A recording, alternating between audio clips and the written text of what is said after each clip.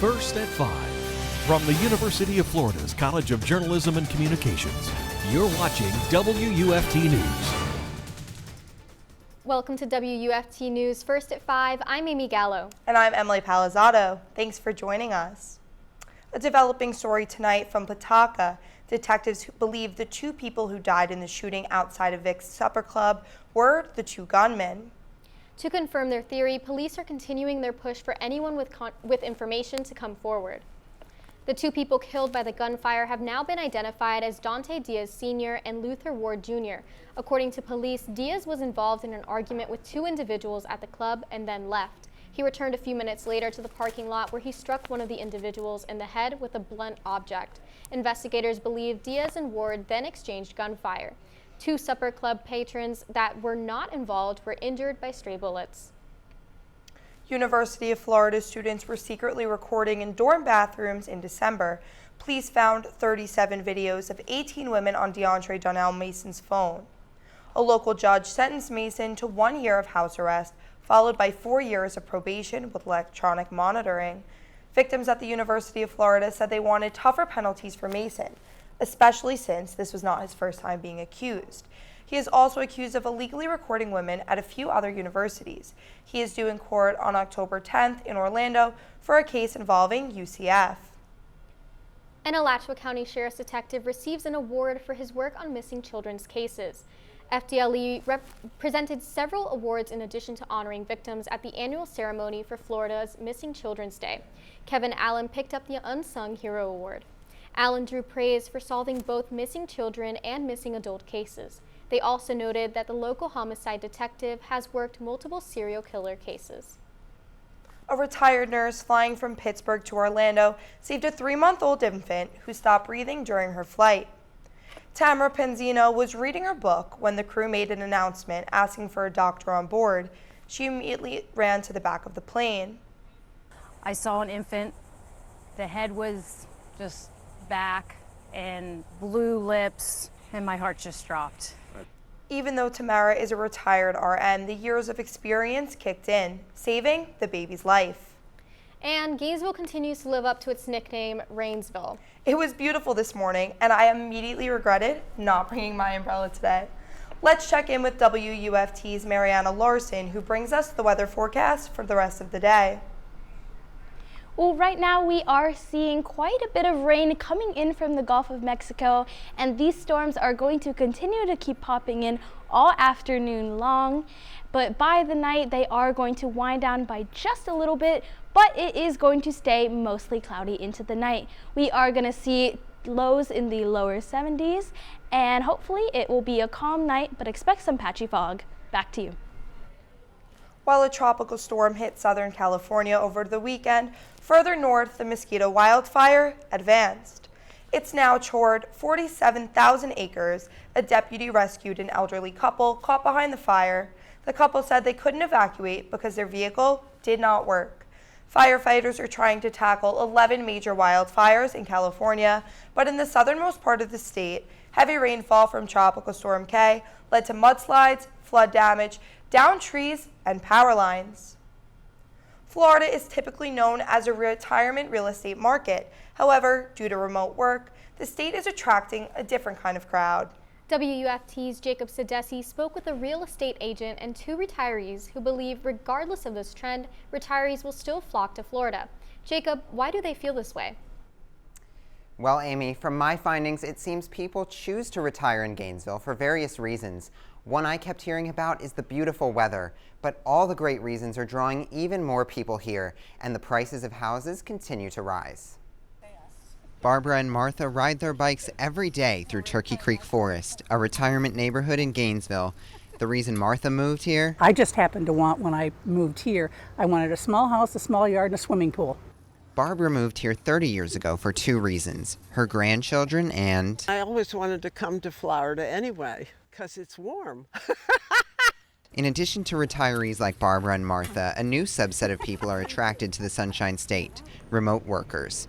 And that's causing shifts in the real estate clock. Gainesville itself has a very healthy market, so when I see headlines of things saying that, remote work's killing the housing market and driving prices up and things like that, That factor may last for a short period of time. Bossart realtor Matthew Chapman says generally when his clients move to the area, they sell their old home at top prices, but finding homes while in high demand becomes the issue.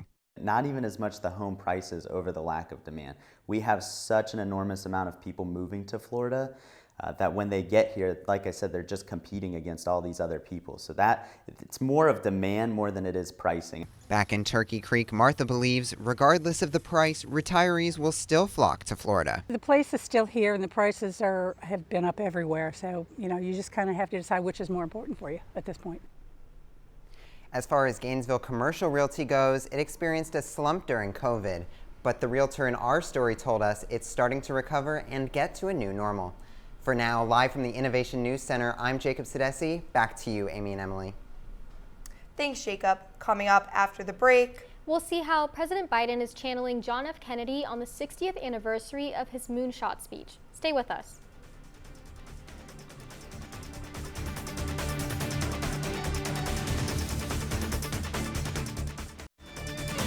You're watching WUFT-TV News. welcome back. The saying, "It's great to be a Florida Gator," holds true today as UF ranks 5 among public universities nationally. According to the U.S. News and World Report for 2023, the University of Florida keeps its title, ranking 5th behind the University of California, Berkeley, UCLA, University of Michigan, Ann Arbor, and the University of Virginia. UF shares the number 5 ranking with the University of North Carolina at Chapel Hill. The Alachua County District School Board's budget increased over 128% last year. With a budget of nearly $9 million, the district saw a financial increase of $40.2 million in the 2021-2022 fiscal year. According to the district's annual financial report, which was approved to be sent to Tallahassee earlier today, this year also saw a significant decrease in student enrollment. Less students meant less funding from the Florida Education Finance Program. Yet, the completion of Terwilliger Elementary School meant less money was going towards construction, saving the school board over $41 million. Dozens of high school and college science projects failed to make it to space today when a problem developed with the Blue Origin rocket launch. An unexpected fireball triggered a system to affect the crew compartment. The mission was unmanned with only scientific cargo inside the compartment, which parachuted back to Earth. Blue Origin is trying to track down exactly what caused the problem. This was the 9th flight overall for this particular vehicle, developed by the private spacefaring company founded by Jeff Bezos. 60 years ago today, President John F. Kennedy told the world the U.S. would put a man on the moon by the end of the 1960s. Today, President Biden is advancing his own moonshot, an attempt to cut cancer death rates in half in the next 25 years. The president went to Boston for the announcement, and NBC's Alice Barr has a story. From a mission to the moon to the most personal mission of all. We have a moonshot for cancer, for real. We're going to cure cancer over time. On this, the 60th anniversary of President John F. Kennedy's moonshot speech. We choose to go to the moon in this decade and do the other things, not because they are easy, but because they are hard. President Biden visiting the JFK Presidential Library in Boston to push his vision of ending cancer as we know it, partly to honor his late son Beau, who died of brain cancer in 2015. The president relaunched the Cancer Moonshot program earlier this year. For all those we lost, for all those we miss, we can end cancer as we know it. The goal to cut cancer deaths in half over the next 25 years and improve the lives of all those diagnosed, a welcome focus for cancer researchers. Unfortunately, curing cancer is not going to be as easy as going to the moon. Obviously, we need more funds to do the research in order to come up with better drugs. President Biden signing an executive order to boost manufacturing of the cutting-edge technologies needed to fight cancer. And he's highlighting progress on developing new methods of early detection, as well as addressing environmental exposures and reducing the cost of prescription drugs for cancer patients. A renewed focus on a far-reaching mission that hits close to home for President Biden and nearly every American. Today, NASA held a program to mark the 60th anniversary of President Kennedy's moon speech. On September 12, 1962, JFK spoke at Rice about the effort and how it fit into the history of technological advancement. Americans have long remembered that part of the speech we just heard about choosing to do it not just because it's easy, but because it's hard. 1 week from today, the funeral for Queen Elizabeth II will take place at Westminster Abbey. Today, the procession of the Queen's flag-draped coffin made it to a cathedral in Edinburgh, Scotland. The coffin will stay at St. Giles overnight to give members of the public a chance to pay their respects. When the procession started today, the Queen's 4 children, King Charles, Princess Anne, Prince Andrew, and Prince Edward, followed the hearse on foot. We've had a pretty rainy day. Will this damp weather stick around? How's it looking out there, Mariana?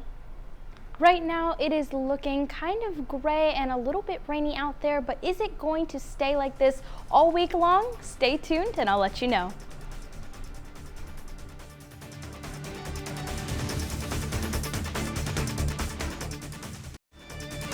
You're watching WUFT-TV News. Looking at our radar right now, you can see these storms coming in from the Gulf of Mexico, and they are passing across north central Florida. And we are expecting to see these storms all afternoon long and trickling into the night. Looking at Alachua County specifically, you can see we have scattered storms passing our area, so if you are leaving work soon, make sure you keep that umbrella handy. Going to look at our campus cam right now. It is looking a little better than it was a few minutes ago. Still a little gray though, so just keep in mind that the roads might be wet right now, and please be safe while driving. Looking at our evening planner for the night, we are going to see a small decrease for the chance of rain, but overall it is still going to look mostly cloudy, and we are going to have lows in the lower 70s for tonight. Now going into tomorrow, we are expecting to see more rain. It isn't going to be as bad as we saw this weekend, but it is still going to be pretty rainy out there around the afternoon time. As you can see across Marion County around 3 p.m., we're expecting to see the most rain, and those scattered storms are going to flow through into the evening hours. Now looking at our hour by hour, the morning should be fairly calm, but by the afternoon we are expecting to see up to 60% chances of rain and high temperatures in the upper 80s. Now even though we have temperatures in the upper 80s, the feels like temperature is going to be a little bit warmer. Some cities even hitting the triple digits, but overall for north central Florida, it is going to be in the mid to upper 90s. Looking at our 6-day forecast for the week, we're expecting to see rain all week long and even some thunderstorms and lightning in there too. And across the week, we are going to have highs in the mid 80s. Back to you. Thanks, Mariana. Hollywood will have a big night with the Primetime Emmy Awards on NBC. Last year, The Crown dominated, and a number of shows from streaming services will compete again this year. Jennifer Bjorklund has this preview. You may have heard this term, peak TV, about the overwhelming number of TV shows and services out there these days. The landscape of TV is so huge, it's really hard to contain it within the Emmys. But they'll try tonight. Sharks are coming. HBO's Succession has the most nominations, 25, including Best Drama, which it won 2 years ago. Emmy history will tell you that the show that won before is very likely to win again. But the Apple TV Plus thriller Severance could be a spoiler, or Netflix's Squid Game, the first non-English language nominee for series honors. People saying there's something wrong with us. Ted Lasso looks to repeat as best comedy. Its rivals include Barry, Only Murders in the Building, and Abbott Elementary. Ted Lasso was definitely the comedy of the moment last year, and it probably still is. But the man of the moment is Kenan Thompson. The SNL veteran is tonight's Emmys host. I'm not worried about anybody trying to slap me necessarily, unless it's like funny. Laughs are expected, and maybe a few tears, as television honors its best. Jennifer Bjorklund, NBC News, Los Angeles.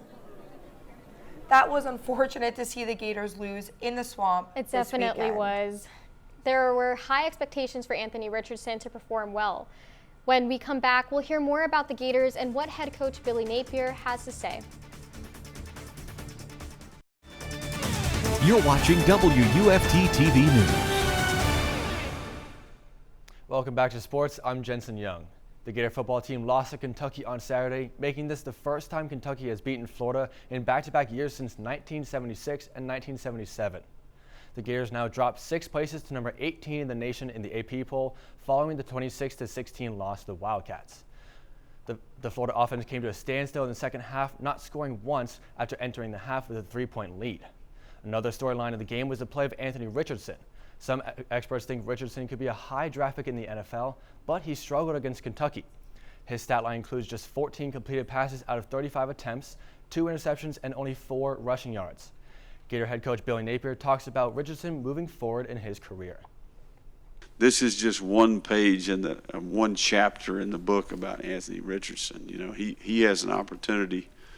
You know, he had one on Sunday. I told him, I said, look, get up Sunday morning, pick the pen up and write a great page in the chapter. Richardson and the Gators have a chance to bounce back on Saturday when the USF Bulls enter the Swamp. Florida volleyball returns to the O-Dome tomorrow to take on the Florida State Seminoles. The Gators swept the Sunshine Invitational over the weekend and are now on a 3-game winning streak. Florida will be looking to avenge last year's loss to FSU when they lost 3-1 in Tallahassee. The Gators enter the week at number 16 in the coaches poll. The Seminoles lost a 5-set match with number 17 Creighton on Friday and entered Tuesday's match with a 7-2 record. The Sunshine Showdown goes down tomorrow with first set for 7. That's your local sports news. Now back to the desk. Before we go, one last check on the weather. We are expecting to see scattered showers coming in tomorrow, especially in the afternoon time, and it's going to not be as bad as it was over the weekend, but still pretty rainy. Let's take a look at the 6-day forecast. And we are expecting rain all week long and temperatures to stay in the mid-80s. Back to the desk. Thanks, Mariana. BBC World News is next, and the PBS News Hour is coming up at 7. But your Florida news is always on at WUFT.org. Have a good night.